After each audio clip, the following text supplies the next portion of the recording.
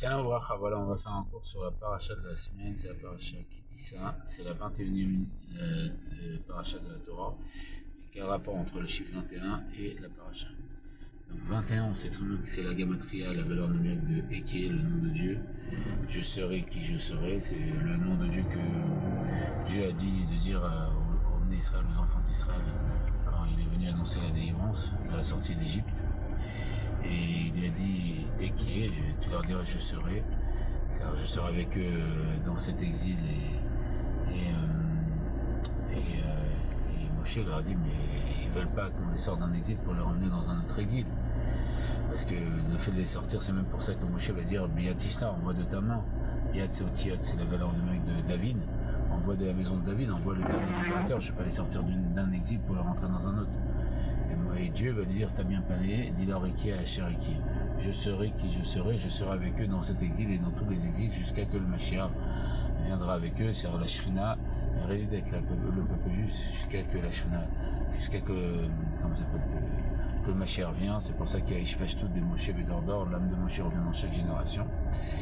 Et donc on voit là sur cette paracha, qui est la paracha où il y a eu le veau d'or, où la Shrina, la présence de Dieu, reste avec eux dans tous les cas, parce qu'il a choisi le peuple juif et parce qu'il a promis à Abraham, Israël et Jacob de donner la terre d'Israël au peuple juif. Et c'est pour ça que Tissa, c'est lever la tête du peuple juif. C'est l'année 5711 où justement le rabbi s'est dévoilé. Le rabbi Melar Mashiach, le Mashiach vient pour réparer cette faute et apporter la délivrance future. C'est pour ça qu'il a dit qu'on est le dernier d'exil et premier de la délivrance. Et voilà, ça se réalise la prophétie que Moshe a dit à Dieu, envoie de ta main, envoie de la maison de David, envoie le dernier libérateur. Parce que Moshe c'est le Goël Harishon, le premier libérateur.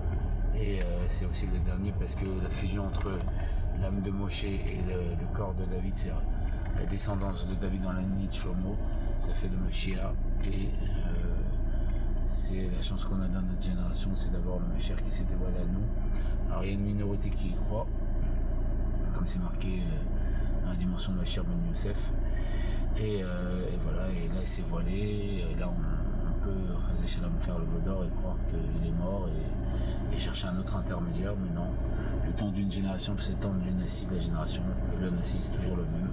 Comme on sait, un soleil se couche, un soleil se lève. Il n'y a pas d'autres soleils qui sont levés.